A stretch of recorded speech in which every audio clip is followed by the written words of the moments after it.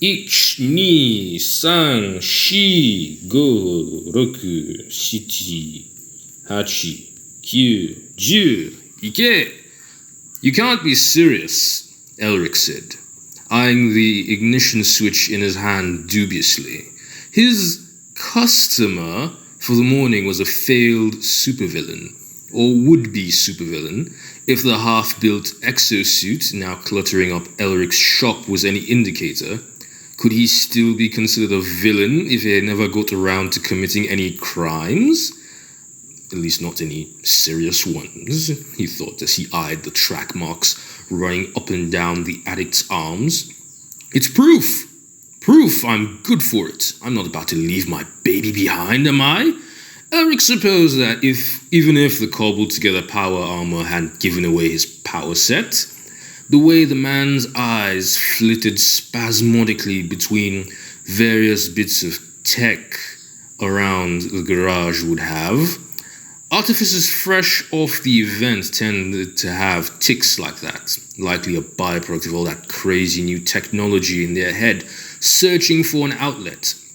Sir, Elric said, running a tired hand through his hair, for the last time.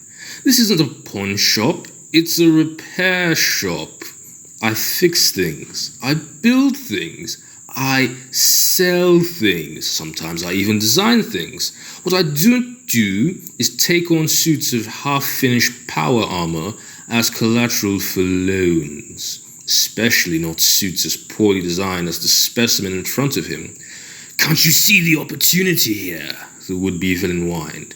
As soon as I get the money for parts, I'll need somewhere to finish off my suit. This could be that place. Your shop could be the birthplace of the Crusher.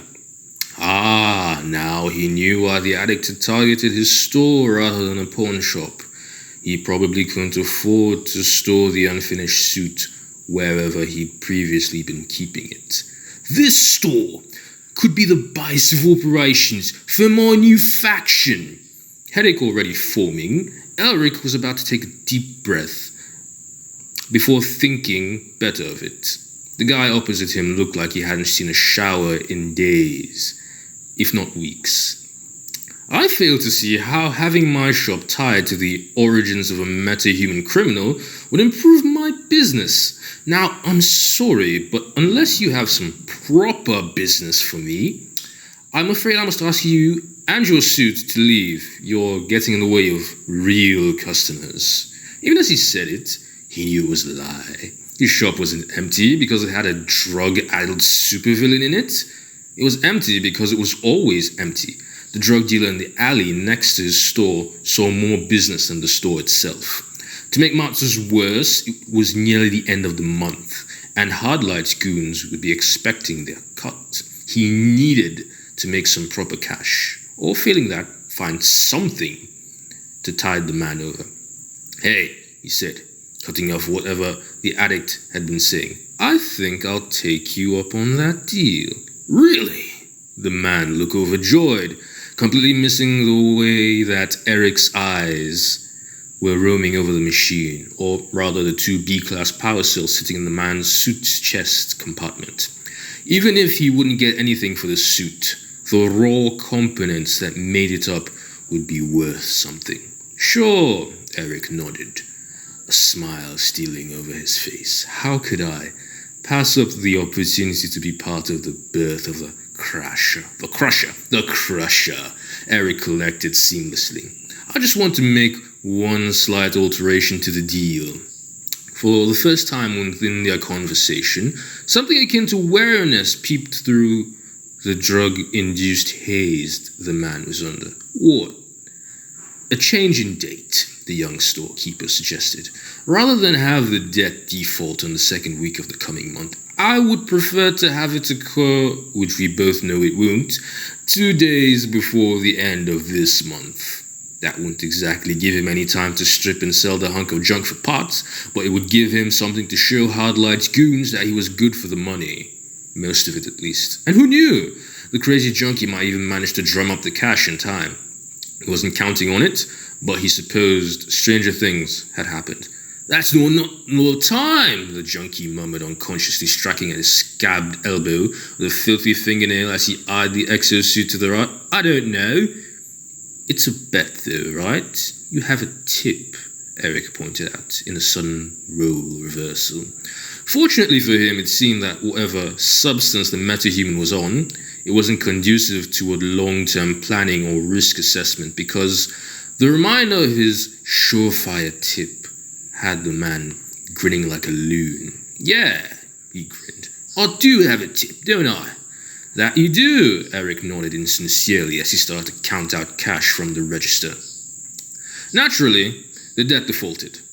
The junkie's hot tip turned out to be so much hot air. The would-be supervillain showed up at his store not even a day later. The guy whined, cajoled, and begged, but Eric was unyielding. The contract had been clear.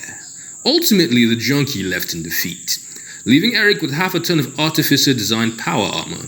Not that he cared about his current configuration. In fact, he considered it something of an eyesore. No, it was the materials that made up the suit that held his interest. He could flip those power cells for a few grand each, maybe more if he was smart about it. It would take a little time, but he would have his money in the end. So, he figured he could be forgiven for feeling cautiously optimistic when Hardlight's goons stepped into his store. That feeling promptly vanished when he saw who was leading them. In another organization, it might have been considered beneath the boss's daughter to go around shaking down small businesses for protection money, but given the relatively small size of Hardlight's gang, it was pretty much an inevitability that his daughter sometimes had to partake in the menial tasks. Sarah, you look as beautiful as ever. Why, thank you, Eric, the woman in question grinned, in a manner that exposed far too many teeth. You always know how to brighten a girl's day. Why, I'm simply stating the obvious, my dear. He wasn't even lying. The blonde woman was just as gorgeous as all meta-humans tended to be. Of course, in this case, she was beautiful in the same way that particularly venomous plants could be. Eye-catching, colorful, but virulently deadly to anyone that got too close. An example of which could be seen in the way that electricity started to visibly arc along her fingertips as she sighed. Of course, the reason you're always so free with a compliment is because you never have Daddy's cut ready. Eric struggled not to wince as the acrid stink of ozone filtered through the air. Which is a shame, she said. I actually enjoy visiting you, Eric. It's nice to deal with a man with a little class.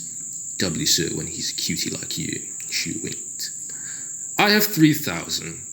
Eric grinned weakly, sweat beading on his brow as the cackle of the woman's power grew in intensity. Only 3,000? She pouted. That's not nearly good enough, Eric. The rules say 5,000, and I can't give you a pass this month. Sorry, lover, but Daddy's starting to wonder if I'm going soft.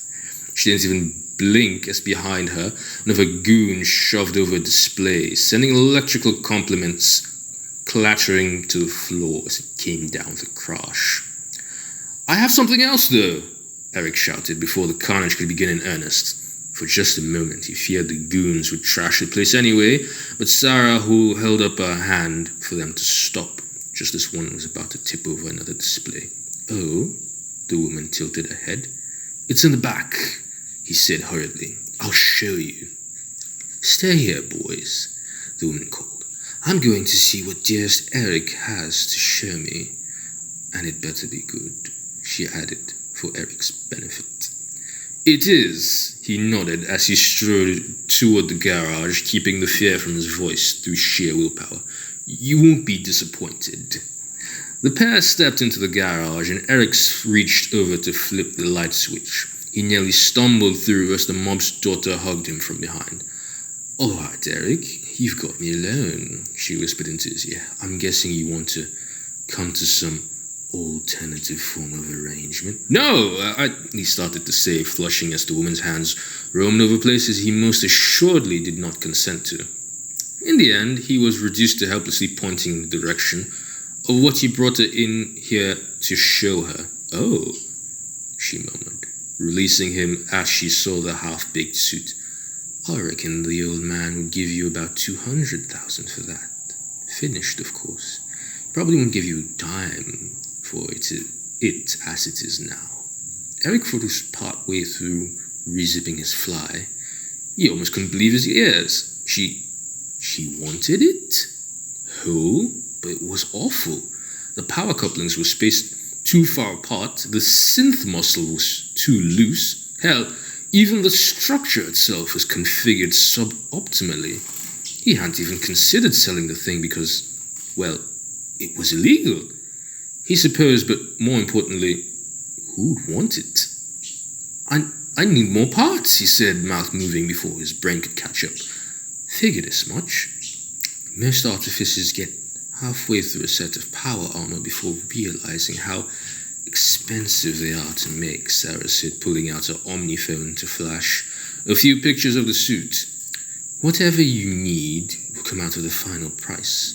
And while Daddy won't gouge you for the parts, he definitely won't be giving you any discounts either. That's fine, he said, still a little stunned by the sudden change in his fortune. Had it really been that easy? She turned back to him. So how long will it take you to finish it? Something as crude as this? A few weeks, maybe less, if you can get the parts for me quickly. She nodded. What kind of performance are you expecting when it's finished? Class 4 bruiser, he murmured, as well as Class 2 shooter if I get it out with some decent guns. Might even get as high as 3 if I can get some force projectors instead.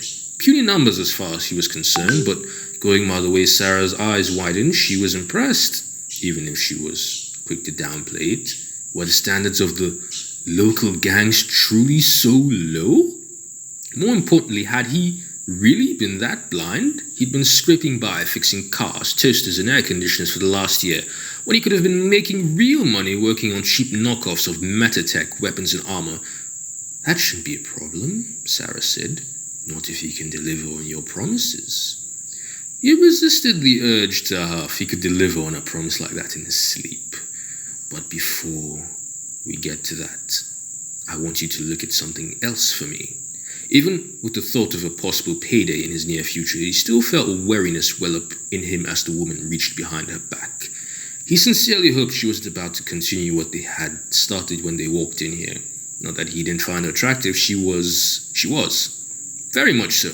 He just made it a habit of not getting involved with women who could fry him alive with the flick of their wrist, a rule that went double for women who were also psychotic criminals with a long history of violence, which is why he felt relief wash over him, along with some muted disappointment he didn't read too far into, as the woman set down a large laser pistol on his work table. Think you can do anything about this? I'm getting tired of having to get the barrels replaced after they melt. He didn't bother to hide a scowl as he looked the device over. It was classic artificer work. Brilliant, bold, and criminally inefficient. The focusing lens was too small, the power source was too big, and the wiring was a complete mess. Where'd you get it from? He asked, mentally resisting the urge to fling the insult to engineering in the nearest trash can. Daddy made it. Well, it was a good thing he hadn't immediately acted on his desire then. I can see a few places I might be able to make some improvements. At the very least, you won't have to worry about the barrel melting anymore. Great, she beamed. Well, you can consider that your test run. Test run? He said, looking up from the gun. You didn't think we were just going to start handing you all those parts willy-nilly, did you? She asked if he were a particularly slow student. Yes, that was exactly what he thought would happen, which must have shown in his face because Sarah became exaggeratedly smug. Oh, honey, that's adorably naive, she grinned. Unfortunately for you, Daddy didn't get to where he is today by handing out loans to every artificer with a big idea that came across his path. Right, he ground out, fighting down indignation. Don't worry. I'll be sending someone I trust tomorrow to pick up your first project.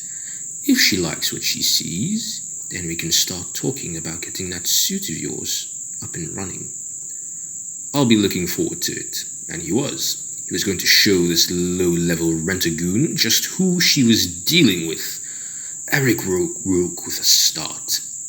Disoriented, he looked around for a few seconds before realizing what he was. Fell asleep at my desk, huh? He murmured, a small smile stealing over his features. It's been a while since I've done that. Well, I wouldn't get back into the habit. Does terrible things to your posture, a voice to his left called. Nearly, he was startled, and he nearly tripped as he jumped up from his seat. A woman was standing in his workshop. More to the point, she was holding the laser pistol he'd spent almost all night working on. Who the hell are you? And how'd you get in? He demanded, grabbing the first thing that came to hand. The black woman raised an eyebrow, the screwdriver being waved threateningly in her direction, her eyes moving between it and the prime pistol in her hand. Really? She asked. Eric did not relent. Who and how? You know I have a gun, right? An unfinished gun, Eric responded. I was still resetting the focusing lens when I fell asleep. If you try and fight now, you'd be lucky if all you lose is a hand. The woman looked at the gun in her grip before shrugging and carelessly aiming at the wall. I told you that... Eric jumped as she pulled the trigger, and a strobing beam of red light lanced through the air. Impressive increase in power, the woman said, admiring the bubbling superheated stone now easing out of the newly formed hole in Eric's wall. Intuitive new design, too. It only took me a few minutes to finish installing the lens. Eric had dropped the screwdriver and was in the process of getting ready to run when a belated thought hit him. Sarah sent you, didn't she? He sighed as he slumped back into his seat, trying to ignore the acrid stink from the newly formed hole in his wall. Hard light sent me, the woman corrected as she put down the gun. Important distinction, and if you're curious, I got in because you left the front door unlocked. Of course he did, for all the stupid oversights he could have made. If he was brutally honest, he was lucky it had been Hard Light's underling that strode into the store, not some other lowlife looking to make a quick buck.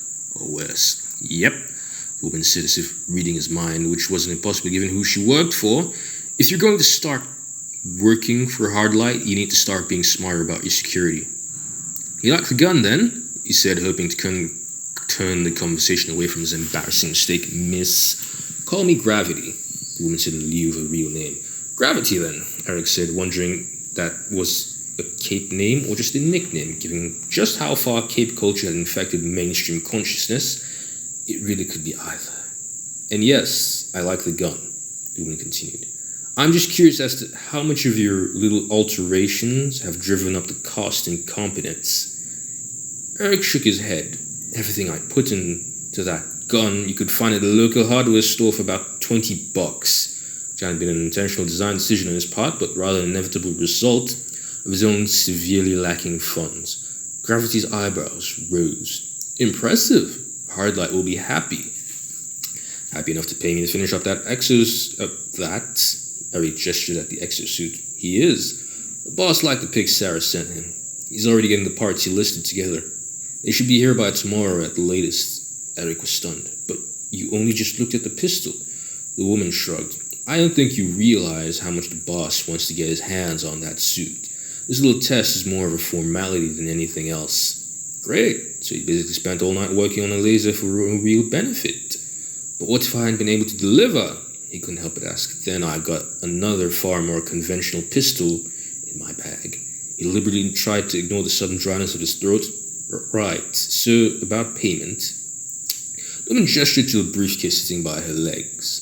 $50,000 in cash. You get what remains of the next 50 after expenses when you finish the suit. The sight of the briefcase full of money did more than make him forget about the danger. It left him feeling positively giddy.